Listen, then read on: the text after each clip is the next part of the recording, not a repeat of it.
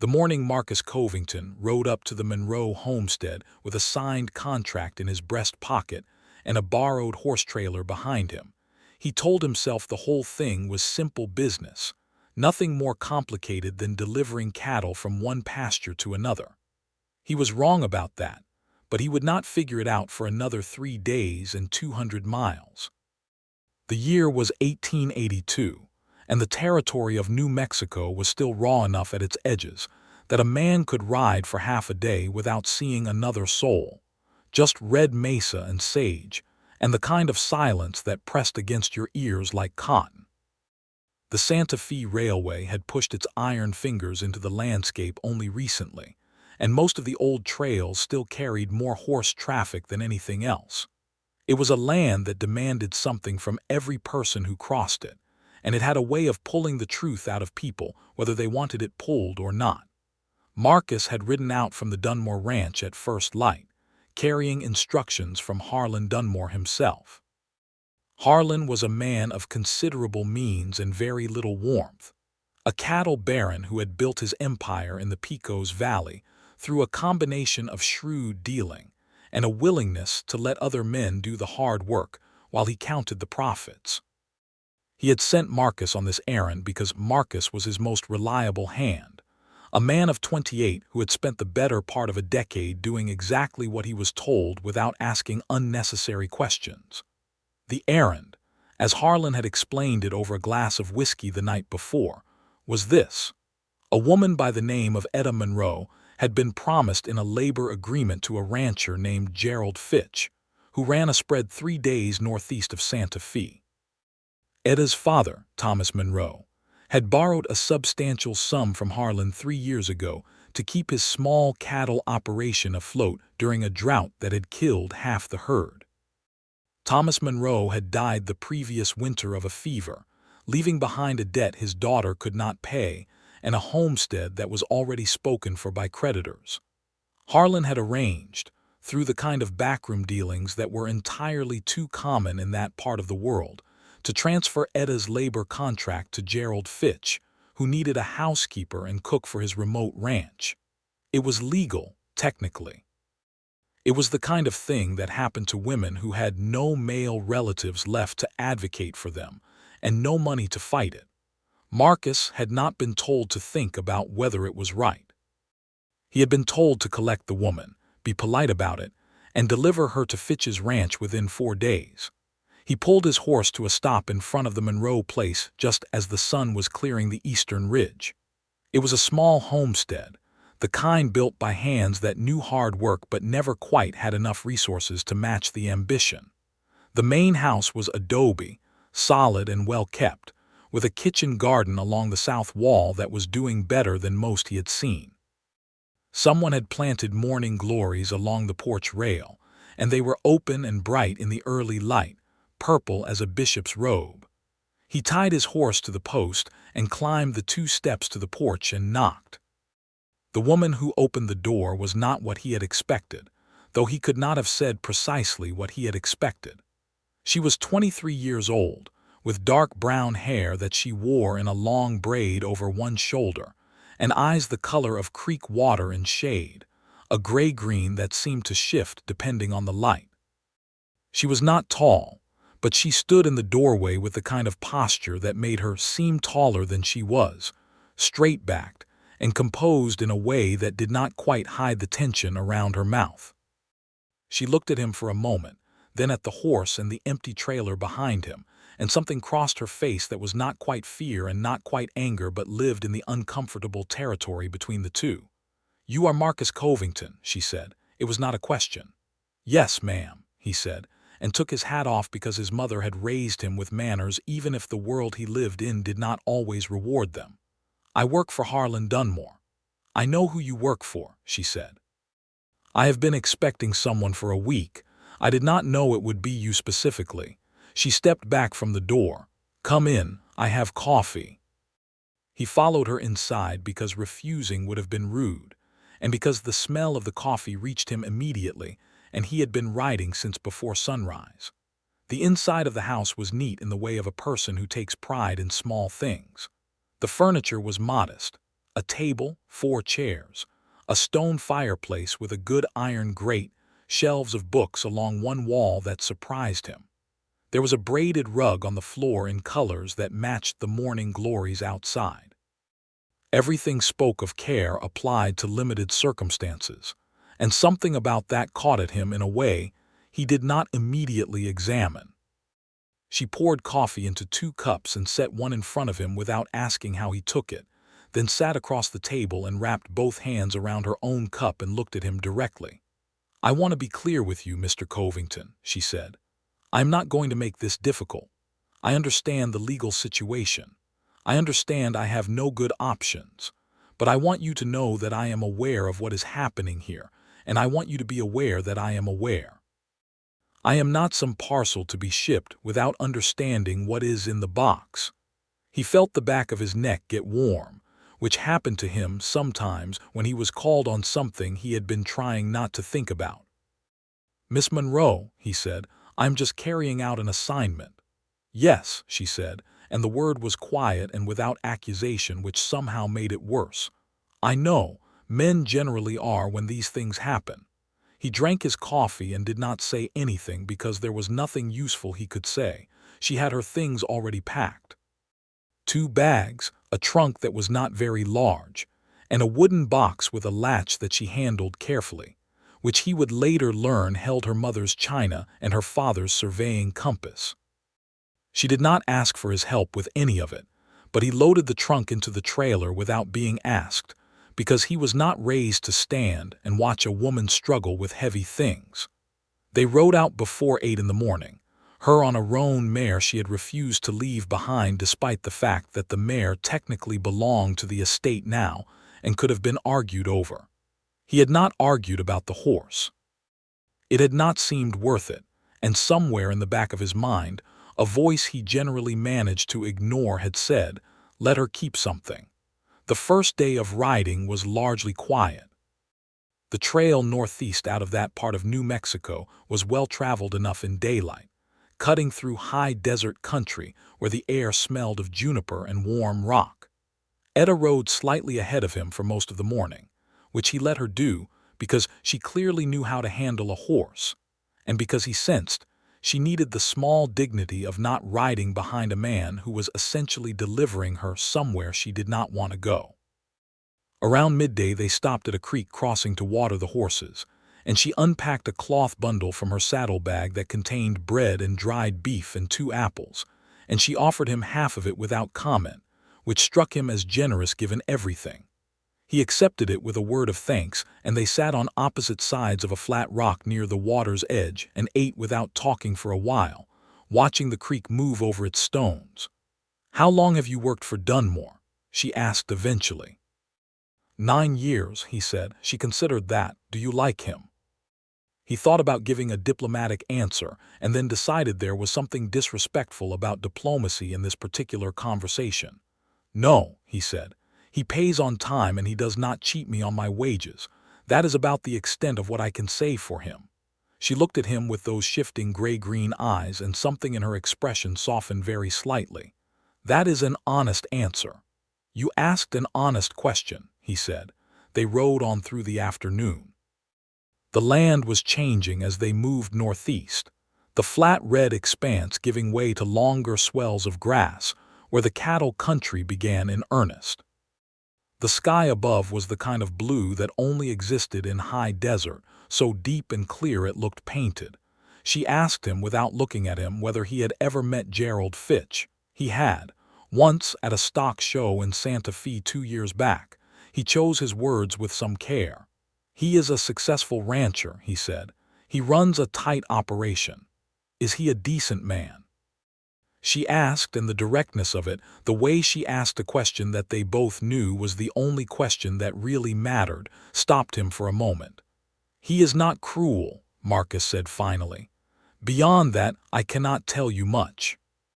She nodded once, and he saw her hands tighten briefly on her reins, and then she let out a slow breath and they rode on. They made camp that first night at a place where 2 low hills created a natural windbreak, and there was enough dry wood for a fire. He set up her bedroll on the sheltered side and made a point of setting his own on the far side of the fire, not because he was told to, but because it was the right thing to do. He cooked beans and salt pork in his camp pan, and she contributed biscuits she had made that morning and wrapped in cloth, and they ate by firelight with the stars coming out above them in numbers that always made him feel both small and somehow consoled. She had a book in her saddlebag, he noticed. She read by firelight for an hour while he cleaned up the camp pan, and he found himself watching her out of the corner of his eye, the way the fire lit one side of her face and left the other in shadow, and the way she turned pages with a kind of focused attention that suggested she was genuinely reading and not just performing reading as a way of not talking to him. "What are you reading?" he asked. She held up the cover. It was a copy of Jane Eyre, the binding worn enough to suggest she had read it before. "Have you read it?" she asked. "I have heard of it," he said. "My sister had a copy. I never got around to it." "You should," she said. "It is about a woman who has very few good options and still manages to choose one." He did not know exactly what to say to that, so he said, "I will keep that in mind." She looked at him over the top of the book with something that might, in a different light and different circumstances, have been the beginning of a smile. Then she went back to reading. He lay on his bedroll and looked at the sky and told himself firmly that he was going to deliver her to Fitch's ranch, collect his fee, and ride back to the Dunmore spread without complicating anything. He told himself this with the certainty of a man who has not yet understood what he is up against. The second day was harder. They hit rough country in the morning, the trail climbing through a series of rocky breaks where the path narrowed and the footing was uncertain. He rode closer behind her through those sections, not because he thought she could not manage, but because the trail had a tendency to crumble at the edges in that country, and a second pair of eyes was useful. She navigated it without trouble, her roan picking her way with the calm sureness of a horse that had been well trained and well treated. Around mid-morning they came around a bend and found a wagon stopped crossways in the trail with a broken wheel. The driver, a weathered man of about 50 with a gray beard, crouching beside it and looking at the damage with the expression of a person calculating how bad a situation actually is. Marcus dismounted and offered to help, because that was what you did out there. It took the better part of an hour, the three of them working together with the spare timber the man carried, to lever the wagon up and fit a temporary replacement. The man's name was Elias Webb, and he was hauling goods from Santa Fe to a small settlement further east. He was grateful in the plain, undemonstrative way of men who were used to trouble and used to neighbors helping with trouble, and he offered them lunch from his provisions as payment.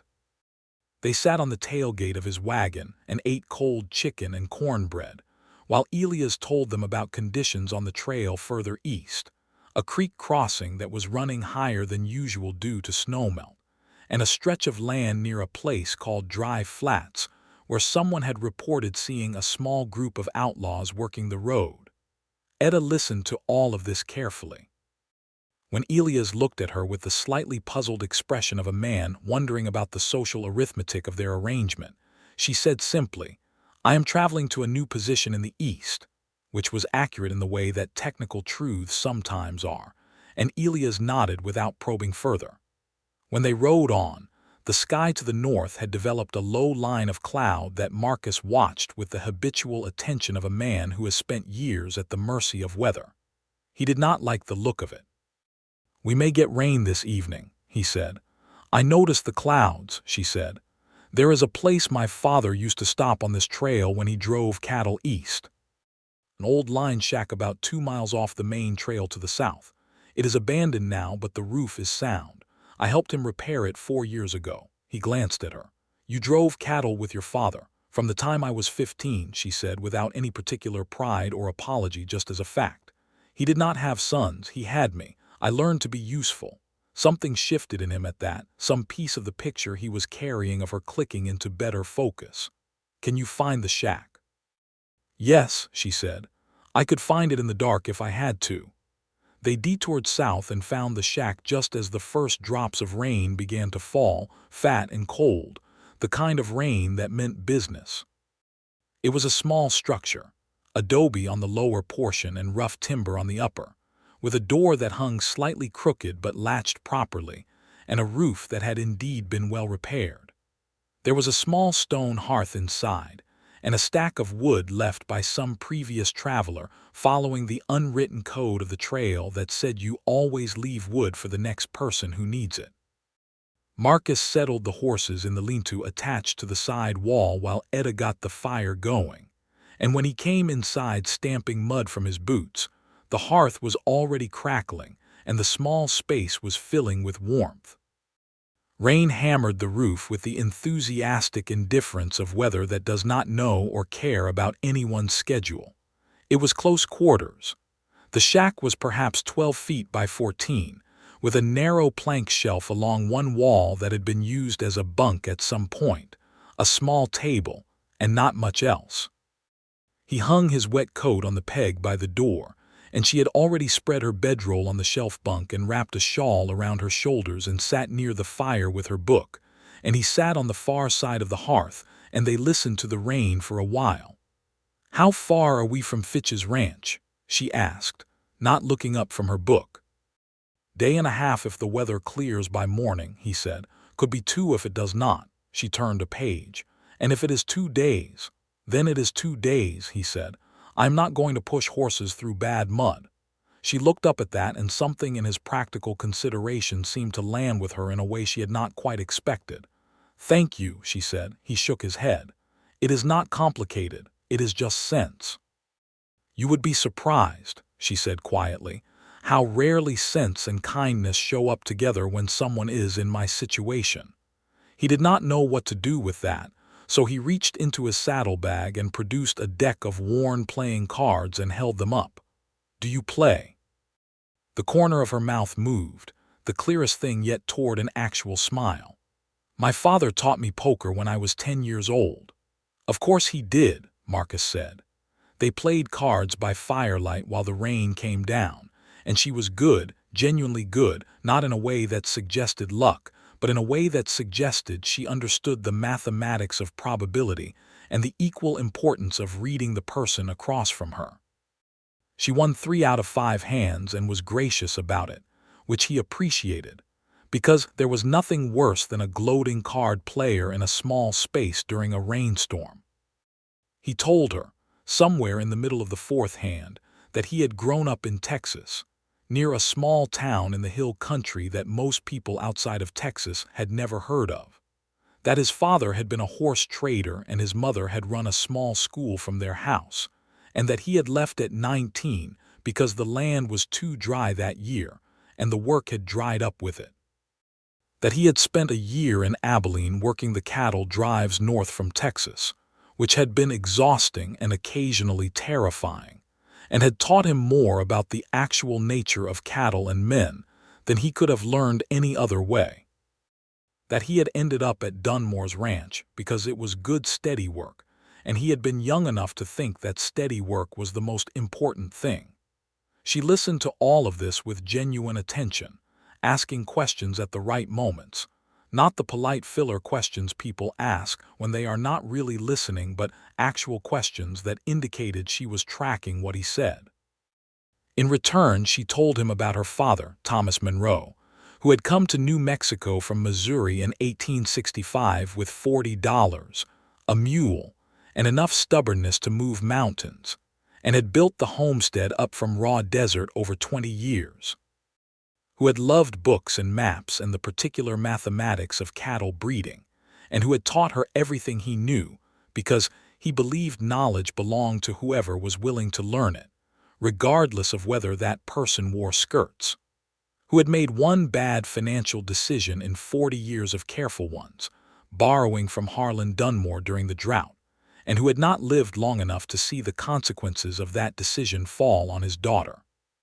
The fire crackled, and the rain came down, and somewhere in the course of that conversation, without Marcus being able to pinpoint the exact moment, the situation stopped being an assignment and started being something else. He could not have said what it was exactly. He only knew that when she laughed at something he said, a real laugh, unexpected and warm, that filled the small space of the shack and then was gone. He felt something in his chest shift the way a stone shifts when the river finally works under it. He dealt another hand of cards and told himself to pay attention to what he was doing. In the morning the rain had stopped and the sky was washed clean, the kind of crystalline blue that followed a good rain in the high desert. They broke camp efficiently, the way people do when they have established an easy rhythm together without discussing it, and loaded the horses and rode back to the main trail. The country they rode through that morning was beautiful in the particular way of land that does not care whether you find it beautiful. Grass ran silver in the morning light. A hawk hung motionless in the air above a rocky outcropping, watching for prey with the cold patience of things that have never had to negotiate with their own feelings. The creek Elias had warned them about was running high but crossable, the water brown with runoff but not dangerous if you took it at the right angle, which Marcus knew, and which Etta apparently also knew because she angled her roan without being told and crossed without difficulty. On the other side of the creek, while they were letting the horses rest for a moment, she said, without preamble, "What is Gerald Fitch actually like? Not the diplomatic version you gave me before, the real version." He looked at her. The morning light was full on her face and she was watching him with those gray-green eyes that he had started to think of as one of the more honest things he had encountered in recent memory. He took a breath. "He is a hard man," he said. "Not violent as far as I know, but the kind of man who sees people as tools, women especially. He has had housekeepers before, 2 that I know of, both left within a year." She was quiet for a moment. "Left or were let go?" "Left," he said, "as far as I know, but I do not know the details." She nodded, looking at the creek, watching the water move. "My father would not have wanted this for me," she said. It was a simple statement without self-pity, just truth spoken aloud. He would have found another way if he had lived. He was the kind of man who always found another way. "What would you do," Marcus said, and the question came out before he had thought it through, "if you had another option?" She turned and looked at him, and there was something in her expression that was very careful, the look of a person who has learned not to answer that kind of question too quickly, because hope is expensive when you have had it taken from you. "I would stay on the homestead," she said. "Run cattle the way my father did. I know how. I was doing it before the creditors moved in. I know every acre of that land. I know where the water runs in a dry year and where the grass comes back first in spring, and which sections of fence need to be replaced every other year. That land knows me." She paused. "But that is not an option, so it does not matter what I would do." She clucked to her roan and moved back onto the trail.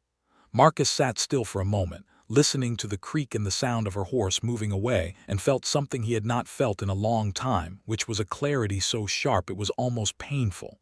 The clarity said, "You know what is happening here." The clarity said, "You have known since the shack last night, if not before." The clarity said, "The question is what you are going to do about it." He touched his heels to his horse and rode after her. He did not say anything for the next hour. He turned things over in his mind with the methodical attention he gave to any problem that needed solving, which was the only way he knew how to think. He looked at the pieces. She was being delivered to a man who would use her as a tool, in the same way Harlan Dunmore used tools, without interest in what the tool itself might need or want. He was the instrument of that delivery. He had a signed contract in his pocket and a fee waiting for him on completion, and a job he would likely lose if he failed to complete the errand. Against that, there was a woman who knew how to run cattle and repair roofs and play poker and read Jane Eyre by firelight and laugh in a way that rearranged something inside him, who was riding toward a future she had not chosen and did not want. He thought about what she had said, that her father would have found another way. He thought about the homestead and its morning glories and its well-kept kitchen garden and the shelves of books. He thought about the fact that Harlan Dunmore had never, in 9 years, done a single thing that was motivated by anything other than personal advantage. And he thought about his own life, which he had arranged very carefully around the idea of not wanting too much, not wanting things that were complicated or uncertain, because wanting complicated things was how a man ended up unhappy. And he thought about how that arrangement, which had seemed so sensible for so many years, now seemed like a very small and airless room. He had been riding beside her in silence long enough that she looked at him once, checking, the way riders check on each other on a trail without making it obvious. "Are you all right?" she asked. "I am thinking," he said. "About what?" He met her eyes. "About whether I am the kind of man my mother raised me to be or just the kind of man I ended up being." She considered that for a long moment. "Are those different?" "I think they might be," he said. "I think I have been telling myself they were the same thing for a while, but I am less sure of that than I used to be." She held his gaze for another moment and then looked forward at the trail, and he saw her jaw set in a way that was not hard exactly but was very definite, the expression of someone deciding not to let themselves feel something yet. They rode through the afternoon without stopping except to rest the horses. The country was opening up into broader grassland now, the kind of range that made cattlemen's eyes light up, rolling and gold in the afternoon light. He could see the shadow of the Sangre de Cristo Mountains on the northern horizon, blue and definite in the clear air. Fitch's ranch was one more day northeast. If they pushed tomorrow, they could arrive by mid-afternoon. They made camp that second night at a flat place near a stand of cottonwood trees where a spring came up through the rock. The water was cold and clean, and they filled their canteens and watered the horses, and he built a fire and cooked cornmeal mush with the last of the salt pork, and it was not elegant, but it was hot and filling. She helped with the cleanup without being asked, and they sat by the fire in the particular quiet that had developed between them over 2 days, a quiet that was no longer uncomfortable, but had become something more like the silence of people who are thinking important things and have not yet said them. He had been building up to it all afternoon. He had turned the argument around in his head until he knew every side of it. He had counted the cost, his job, his income, the fee, and likely Harlan Dunmore's considerable anger, which could translate into blacklisting in a territory where ranching men all talked to each other. Against that he had placed what he knew, which was that Gerald Fitch was not a good man, that the arrangement was unjust even if it was legal, that this woman sitting across the fire from him deserved something better than being delivered like a parcel by a man who was unwilling to use his own conscience. "Etta," he said. She looked up from the fire. The way she responded to her own name was direct, none of the wariness she had shown on the first morning. Somewhere on this trail she had stopped waiting for him to be something to be defended against. "I am not going to take you to Fitch's ranch," he said. The fire snapped between them. She was very still.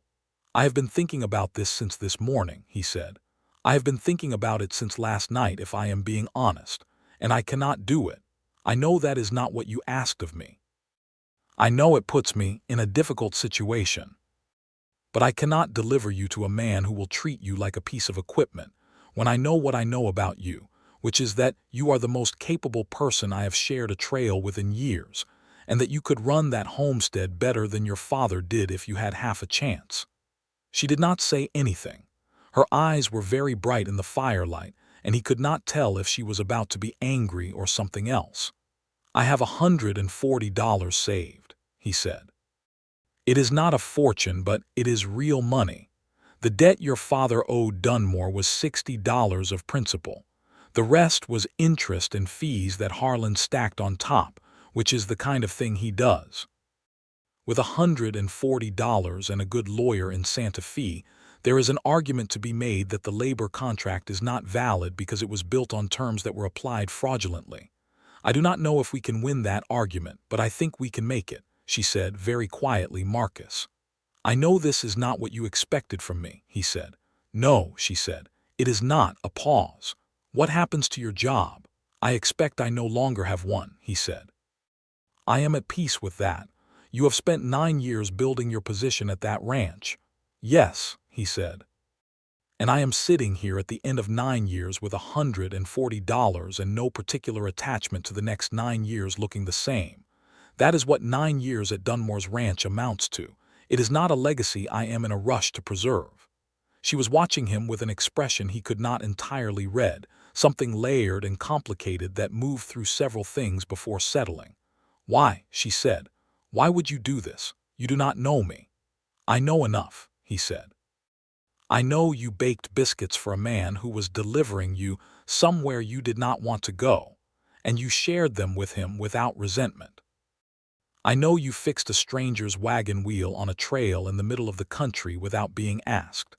I know you can read a creek crossing and handle a horse and repair a roof and play poker with mathematical precision, and that you still have morning glories on your porch because you value beautiful things even when you do not have much.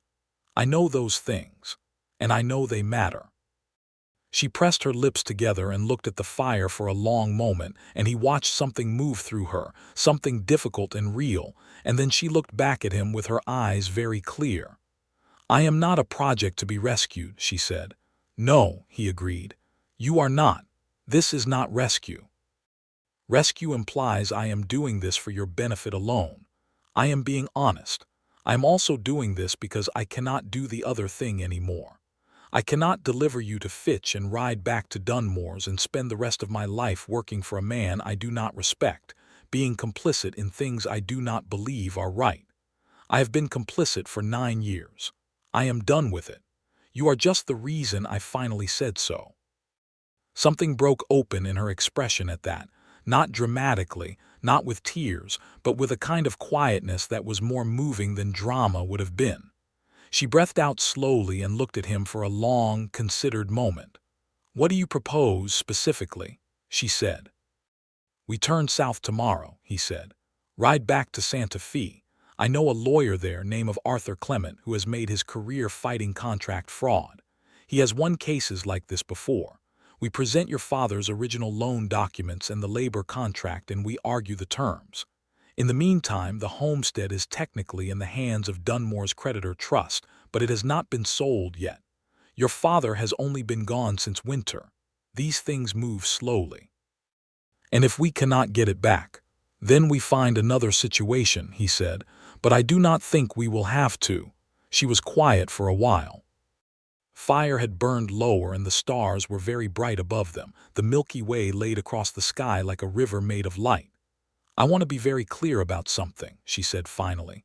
"I appreciate what you are offering. I believe you mean it, but I am not going to exchange one arrangement I did not choose for another one. If we do this, I am doing it as myself, my own person, not as someone who owes you her future. I would not have it any other way," he said, and meant it absolutely. She looked at him once more, direct and searching, and whatever she found in his expression must have satisfied something in her, because she gave one short nod that felt more decisive than a handshake. "All right," she said. "We turn south tomorrow." He let out a breath he had been holding, he suspected, since morning. "All right. One more thing," she said. "Yes. You owe me $3.50 from the card game." He stared at her for a moment. Then he laughed, a real, full laugh that surprised him with its ease, and she smiled at that. A genuine smile, the first unguarded one she had given him, and it was something to see.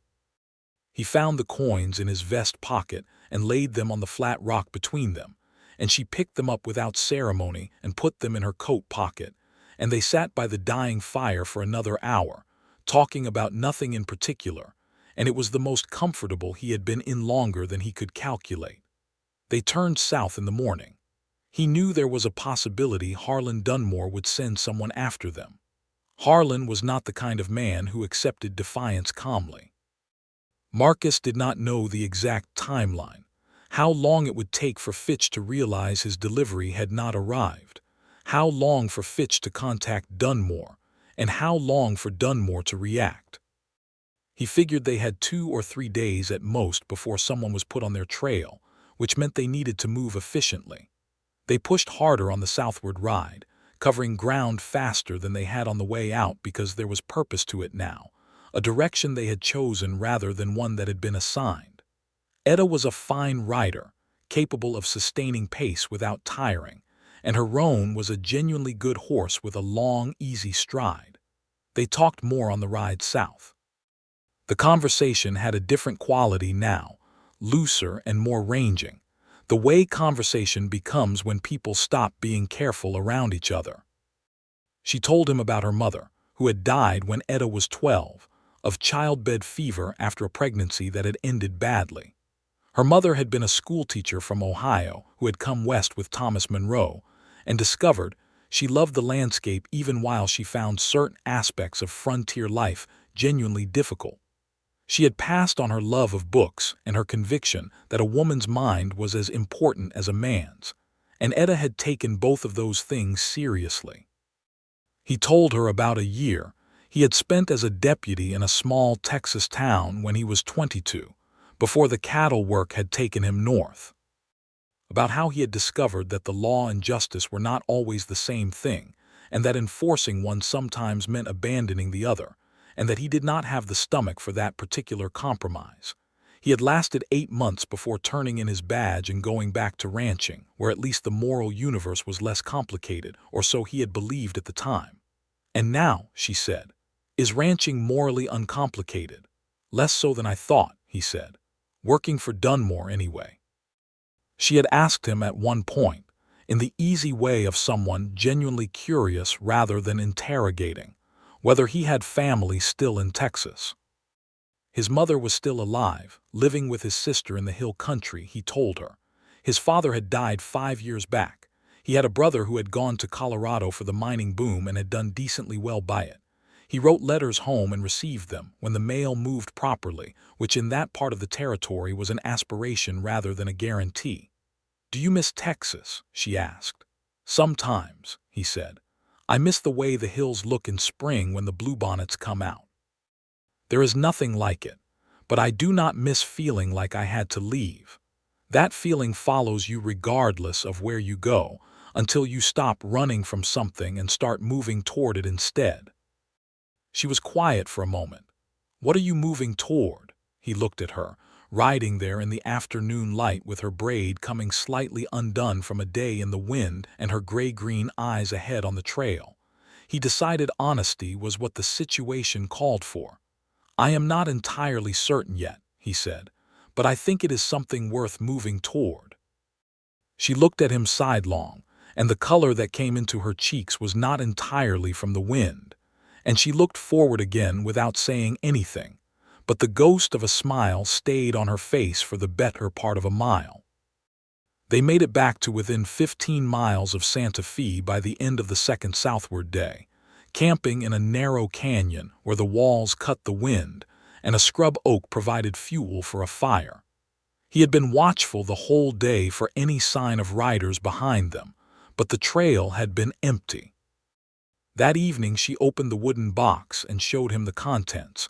Her mother's china cups nested carefully in cloth, her father's brass surveying compass with his initials engraved on the lid, a small daguerreotype of her parents on their wedding day that she held for a moment and then put back with deliberate gentleness. "He looks like he was a good man," Marcus said, looking at the image over her shoulder. "He was the best man I knew," she said simply. "Until recently my sample size was limited." He felt the words settle and did not make more of them than they were, only sat with the warmth of them for a moment before she latched the wooden box and set it carefully back in her bag. They reached Santa Fe the following afternoon, riding in on the main road as the shadows were beginning to lengthen. Santa Fe was a proper town by 1882 standards, adobe buildings and a central plaza and commerce that had multiplied since the railway had arrived, stores and lawyers' offices and hotels, and the constant busy noise of a place where people were doing business.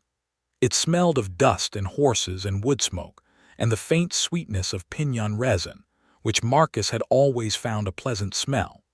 He knew the town reasonably well from supply runs over the years. He knew where the good hotel was and where Arthur Clement had his law office, on a side street off the plaza, a modest establishment with a painted sign that read simply, "A. Clement, Attorney at Law." They put the horses at a livery stable that Marcus trusted, a Mexican-owned operation run by a man named Eduardo Vasquez, whose honesty Marcus had good reason to rely on. Eduardo took one look at the situation and the urgency in Marcus's eyes, and agreed to board the horses safely without asking questions that were not his business, which was exactly the quality Marcus appreciated in him. He got Etta a room at the hotel, paying for it himself from his savings. She accepted this with the understanding that it was a practical arrangement, not an obligation, and he appreciated that she understood the distinction. Arthur Clement agreed to see them the following morning. His office was crowded with papers in the organized chaos fashion of lawyers who actually work their cases, and he was a slight man of about 50 with sharp dark eyes behind wire-rimmed spectacles who listened to the situation with complete attention, occasionally scratching notes on a pad of paper, without interrupting once. When Marcus and Etta had laid out everything, the original loan, the terms, the labor contract, the circumstances of Thomas Monroe's death, and the timeline, Clement was quiet for a moment. "The labor contract has structural problems," he said finally. "The debt was $60. The labor agreement assigns an open-ended term of service that, computed at any reasonable daily wage, amounts to well over $300 of labor value. That is 5 times the original debt. A court in New Mexico territory would look at that as predatory, particularly given the circumstances of the debtor's death." He paused. "I have seen Dunmore's work before. He has a pattern. I would be glad to argue this case." "What are my chances?" Etta said. Clement considered her with the honest directness of a professional who respects the person he is talking to. "Better than even. I would not put a number more specific than that until I have read every document. But this is not a hopeless case, not remotely." She straightened in her chair. "Then let us proceed." Marcus had, while Etta was speaking with Clement about the documents, stepped out briefly to send a telegram. He sent it to the county recorder's office, requesting information on the status of the Monroe homestead property and whether any sale had been finalized. The answer came back within 2 hours because he paid extra for priority. The property was still in the creditor trust. No sale had been completed. It had been assigned to Dunmore's trust, but not yet transferred to a new owner. When he told Etta this, she closed her eyes for a moment and pressed her hand flat against the table where they were sitting in the hotel's small dining room, and he could see her gathering herself, pulling something back from the edge of being overwhelmed. "It is still there," she said. "It is still there," he confirmed. She opened her eyes and they were very bright. "My father's kitchen garden, his books, the morning glories. Still there," he said. She looked at him across the table with an expression that was so full of things he felt it like a hand pressed to his chest. "Marcus," she said. "We are not finished yet," he said, keeping his voice steady because one of them needed to. "Clement still has to argue it, but we have ground to stand on." "Yes," she said, "we do." A pause. "Thank you. You would have found your way to this eventually," he said. "You were not going to be kept at Fitch's ranch forever." "Maybe," she said, "but I might have taken a very bad road getting here, and I would have been alone on it." She held his gaze with all the directness that was characteristic of her. "I am glad I was not alone." They ate dinner in the hotel dining room that evening, and it was the first proper meal either of them had eaten in several days. Roasted chicken and boiled potatoes and bread that was fresh that morning. And they ate it with the appetite of people who have been working hard and living rough, and talked while they ate with the ease of people who have covered a great deal of territory together in a short time and know each other in the compressed, efficient way that travel creates. He learned that she played piano, self-taught on an instrument that had been at the homestead since before she was born, that she knew the names of most of the birds in that part of New Mexico because her father had taught them to her during the cattle drives, and that she had a strong opinion about the proper way to make biscuits that involved a particular ratio of lard to flour that she was confident most people got wrong. She learned that he had a deep and abiding dislike of scorpions, which he felt was entirely rational given that he had been stung twice, that he played passable harmonica but had never found anyone who wanted to hear more than 2 songs, and that his secret ambition, the one he had never told Harlan Dunmore or anyone else at the ranch, was to have his own land someday. Not a big operation, something manageable, something his. "What would you raise?" she asked. "Horses," he said without hesitation. "I have always understood horses better than cattle. Cattle are practical, but they are not interesting. Horses are interesting." She rested her chin in her hand and looked at him with warm attention. "My father used to say that what a man chooses to work with tells you more about him than almost anything else." "What does horses tell you?" he said. "That you are patient and you care about trust," she said. "You cannot work with horses any other way." He looked at her across the table and felt again that shifting thing in his chest, that stone the river was moving, and this time he did not try to look away from it or argue with it. "Etta," he said. "Yes," she said, and the word was very quiet. "I do not want to say something that is premature," he said. "We have known each other for 4 days. I am aware that is not a great deal of time." "It is a great deal of trail," she said. "Yes," he agreed. "It is." He turned his coffee cup in his hands. "I want to say that I intend to see this situation through with you, not because I have appointed myself your guardian, but because I find that I am very unwilling to ride in any direction that does not include you somewhere in the picture." She was very still for a moment. The dining room was quiet around them, the other guests occupied with their own conversations, the lamplight warm and yellow. "That is carefully worded," she said. "I was trying to be careful," he said, "because I meant what I said, that you are your own person. I am not offering a solution. I am offering company, my own inclination, for whatever it is worth to you." She looked at him for a long moment with her creek-water eyes, and then she said, "It is worth quite a lot, Marcus. You should know that."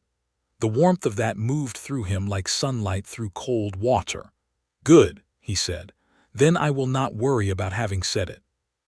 She smiled then, the full, unreserved smile that he had been collecting, like a man who does not know he is collecting something until he realizes he has several. And she went back to her dinner, and he went back to his, and neither of them needed to say anything else about it that night. The next 2 weeks were the most consequential of Marcus Covington's life. Harlan Dunmore did indeed send a man to Fitch's ranch, and when no delivery was found, he sent another man to Marcus's quarters at the ranch, where there was nothing to find because Marcus had not returned.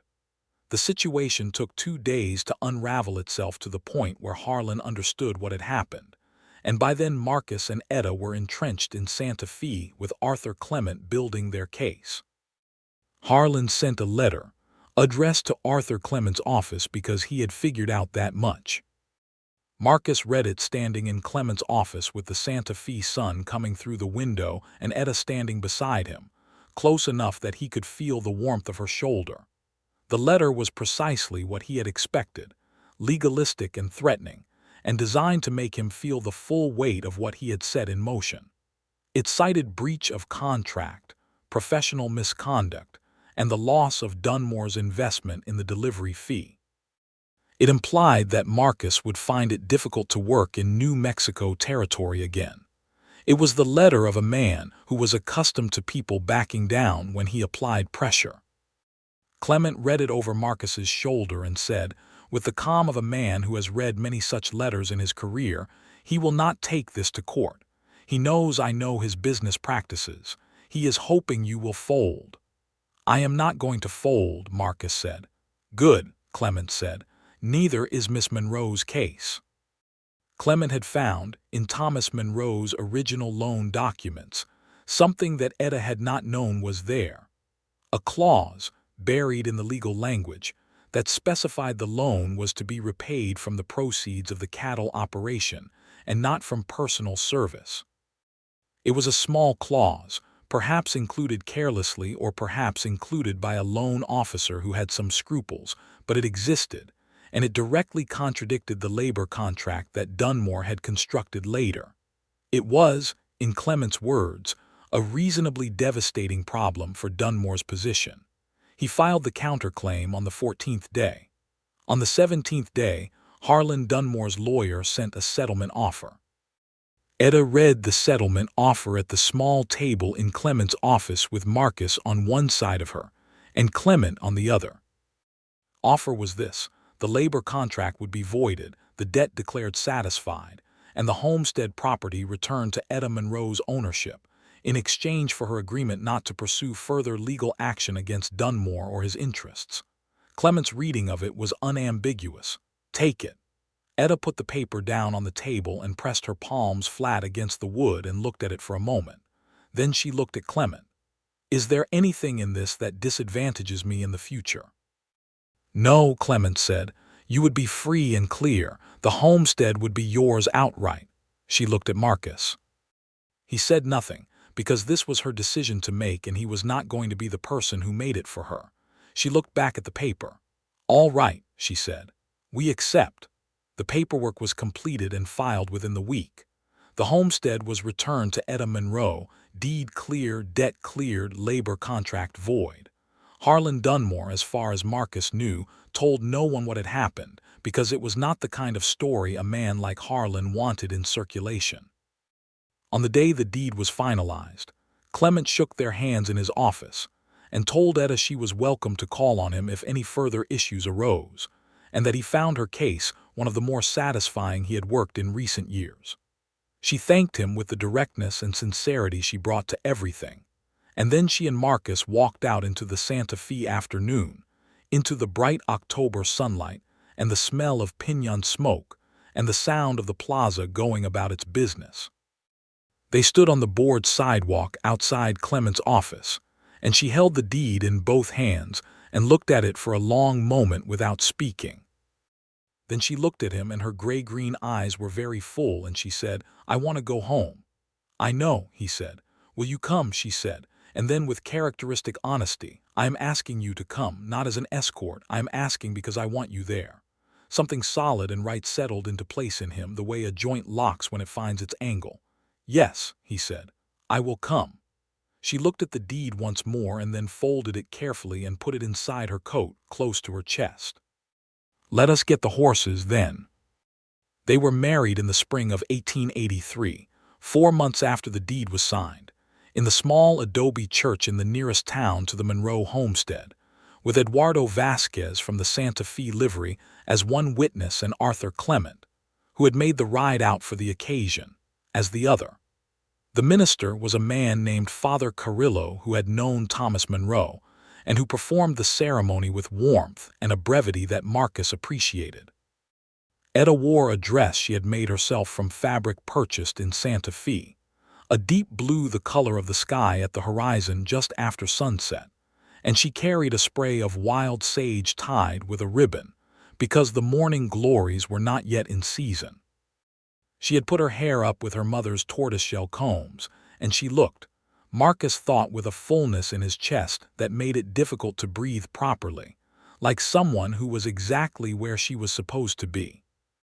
He wore his good coat and a new shirt purchased for the occasion, and stood at the front of the small church and watched her walk toward him down the simple aisle, and thought about how the morning he had ridden to the Monroe homestead with that contract in his breast pocket, he had told himself the whole thing was simple business. He was so glad he had been wrong about that. They spoke their vows in the clear, simple language of the ceremony, and when Father Carrillo said he could kiss his bride, Marcus cupped her face in both hands and kissed her gently, and she put her hand on his chest, right over his heart, and he felt her smile against his lips. Clement and Eduardo applauded, and Father Carrillo beamed. And outside the church the spring was coming up through the high desert in all the tentative glory it managed, the first green pushing through the red earth, the cottonwood trees along the creek showing their new leaves. In the first year of their marriage, they rebuilt the homestead together with an intentionality that was satisfying in every detail. The original house was sound, and Marcus was a practical builder who could turn his hand to most things, and Etta had her father's knowledge of the land itself. They expanded the kitchen garden and refenced the southern pasture and acquired 12 good horses, the beginning of the breeding operation that Marcus had always wanted, which Etta had proposed formally over a winter evening of careful budgeting, and map reading with the same practical precision she brought to everything. The cattle operation was modest in the first year, 20 head, managed with care rather than ambition, building toward something sustainable rather than something spectacular. Etta knew the land and Marcus learned it from her. The way the water moved and the grass came back, and the seasons shifted in ways that were slightly different from Texas, slightly different from anything he had known before. And he learned them because she taught him, and because he was, as she had identified on a trail in October, patient and interested in trust. They hired one hand the second year, a young man of 20 named Tomás Rios who came from a ranching family in the area and who was quiet and capable, and had the good sense to understand that Etta Monroe Covington was as much his employer as Marcus was, and to behave accordingly. Gerald Fitch had been informed by Dunmore of the situation. He had apparently expressed displeasure and then moved on to other arrangements, because men like Fitch found other arrangements. Etta did not lose sleep over Gerald Fitch. She had, she told Marcus one evening, decidedly better things to do with her sleep. Harlan Dunmore's operation contracted over the following years, as operations built on predatory practices tend to contract when they are no longer able to prey easily.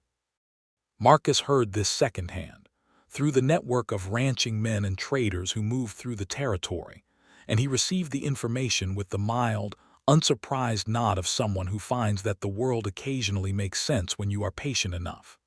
In the second year of their marriage, a February morning when the sky was full of low cloud and the smell of snow was in the air, Etta told Marcus over breakfast that she was expecting their first child. She told him the way she told him important things, directly and without preamble, looking him in the eye across the breakfast table, and he sat with it for a moment in the way that information of that weight requires, and then he crossed to her side of the table and crouched beside her chair and took both her hands in his. "Are you well?" he said. "I am very well," she said. "I feel a little strange in the mornings. Otherwise, I am entirely myself." He pressed his lips to her hands, and she put her free hand on his hair, and they stayed like that for a quiet moment while the snow began to come down outside the window, fat and soft, covering the kitchen garden and the fences and the trail in equal measure. Their son was born that September, a healthy, emphatic arrival who announced himself loudly and looked around the world from his first moments with the particular focused intensity of someone who intends to take everything in. They named him Thomas for her father, with James as a middle name, for Marcus's father, two men who had done their best with difficult circumstances and left behind people who loved them. Thomas grew up with the homestead as his world, learning its boundaries and its moods the way children learn landscapes they are born into, with the completeness of people who do not yet know any other way to be. He had his mother's gray-green eyes and his father's deliberate patience, a combination that Etta said, watching him approach a new foal with careful attention one spring afternoon, suggested he would be fine. "He is going to be very good with horses," she said. "He is going to be very good with most things," Marcus said. She leaned against his shoulder as they watched their son, who was 4 and wholly absorbed in the business of making friends with the foal, and Marcus put his arm around her, and she settled into his side with the easy familiarity of two people who have moved past the need to perform their comfort with each other and simply feel it. "I have been thinking," she said. "About what?" "The south pasture," she said. "If we ran the fence line another quarter-mile and brought in water from the upper creek, we could carry another 15 horses through the summer." He laughed, not at the idea, which was good, but at the perpetual motion of her mind, which never really stopped working on the ranch. "Let us look at the numbers this evening," he said. "I already looked at the numbers," she said. "They work." "Of course they do," he said. "You would not have brought it up if they did not." She tipped her head back to look at him with a smile that still, 5 years into their marriage, caught him around the ribs like a hand reaching in and squeezing. "You know me very well," she said. "I have had some time to study the subject," he said. 3 years after Thomas, they had a daughter, whom they named Clara, for Etta's mother, a small, fierce child who arrived with opinions and never revised them significantly. Thomas accepted her with the solemn generosity of an older sibling who has been well prepared, and Clara accepted the world with the absolute confidence of someone who has never had reason to doubt her welcome in it, which was, Marcus thought, the best thing he and Etta had given her. The homestead prospered. Not extravagantly, not in the way of Harlan Dunmore's operation with its excess and its cruelties, but solidly and sustainably, the way things prosper when they are built on good practice and genuine care. The horse breeding operation became, by 1888, one of the more respected in that part of the territory, and ranchers came from considerable distances to acquire animals from the Monroe Covington stock. Marcus had a reputation for horses that were well-tempered and well-trained, which was a reputation built not on marketing, but on the simple fact that he and Etta treated their animals with consistency and patience, and the horses reflected that treatment.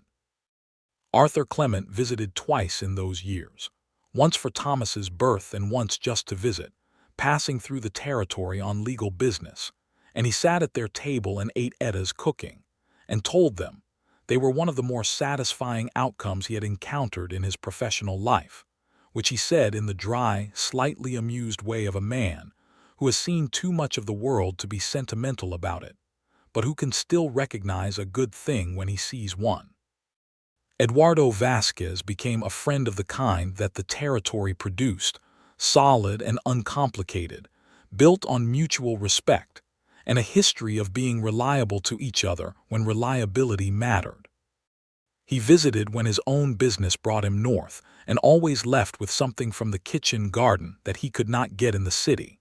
Tomás Rios worked the ranch for 6 years before going back to his family's operation when his father's health declined, and they parted well, the way a good employment ends, with genuine regard on both sides and the knowledge that the work had been done honestly. The homestead changed in 100 small ways over those years.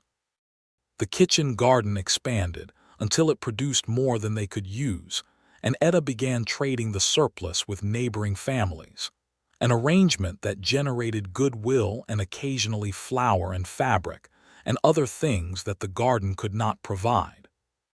The morning glories came back every spring, and Marcus bought more cuttings and trained them around the new porch railing he built in the 4th year of their marriage, when he expanded the porch to face the view of the mountains that he had never stopped finding magnificent. Etta's books accumulated. She ordered them through the Santa Fe traders whenever the budget allowed it, and she read them with the same focused attention she had shown by firelight in the lined shack on a rainy October night, and she left them on the shelves where Thomas and then Clara could reach them, because her mother had raised her to believe that knowledge was for whoever was willing to learn it. On an October evening in 1889, 7 years after the morning Marcus Covington had ridden to the Monroe homestead with a signed contract in his pocket, they sat on the expanded porch as the sun went down behind the western range and painted the sky in colors that the desert specializes in, orange and rose, and a deep violet that deepened toward the zenith into blue. Thomas was inside with his reading. Clara was asleep, having spent the day determinedly following her brother around and wearing herself out completely in the process. Marcus had his arm around Etta, and she had her head against his shoulder, and they were quiet in the companionable way they had perfected over years of working and living beside each other. A quiet that held everything rather than nothing, all the days and the work and the decisions and the arguments they had resolved, and the small daily discoveries that marriage makes available to people who are paying attention. She had her father's surveying compass in her hand, turning it slowly the way she sometimes did in quiet moments, the brass worn smooth along the edges from years of handling. "Are you thinking about him?" Marcus said. "A little," she said. "I think he would have liked you." "I hope so," Marcus said. "I would have liked to earn that." She turned the compass once more and then folded her hand around it and was quiet for a moment. The evening star had appeared above the western ridge, sharp and clear in the cooling air. "Do you know what I thought," she said, "that first morning, when you knocked on my door?" "Tell me," he said. "I thought, here is another man doing Harlan Dunmore's work, and it does not matter if he is kind about it or not, because, kind or not, he is going to take me to a place I do not want to go." She paused. "I was wrong about the second part." "You were right to think it at the time," he said. "I was going to take you there. I had every intention of doing it, I just could not in the end." "Why not?" she said. "And do not give me the answer you gave me at the fire. I know that answer. I want the real one." He was quiet for a moment, thinking about how to say it accurately. "Because I looked at you," he said finally, "and I saw a person who was more real than anything else in the situation. More real than the contract, more real than the assignment, more real than 9 years of telling myself that steady employment was the same thing as a good life. And I could not make a person that real into a delivery." He paused. "I could not do it because I did not want a life where that was a thing I was capable of doing." She turned her head and looked at him, very close, the evening light warm on her face. "That is the real answer," she said. "Yes," he said. She lifted her hand from the compass and put it against his jaw, the way she sometimes did, a gesture that was simple and complete, and he turned his head and kissed her palm. The mountains were going purple in the last of the light. The horses were quiet in the pasture. Inside the house, a lamp was burning in the window where Thomas was reading, a small rectangle of warm yellow light in the gathering dark. Marcus Covington sat on the porch of the homestead that had been the Monroe place for 20 years and was now the Monroe Covington place for 7, with his wife's hand against his face, and the evening coming down around them like something they had earned. And he thought that the morning he had ridden out with a contract in his breast pocket, telling himself it was simple business, he had been riding towards something he could not have named then and could name now without any difficulty at all. Home was the word for it. The kind of home that is not a building, but a condition. Something you arrive at not through geography, but through the particular decisions that lead you toward the life you were actually meant to live. He turned to her, and she was looking at him with those gray-green eyes that had shifted from wariness to trust to something so deep, and settled it did not have a simple name. And he thought about the trail and the rain and the card game and the fire and the coffee she had poured him the morning it all started, before she knew yet what he would do, when she was still bracing herself for the worst. She had not been braced like that in a long time.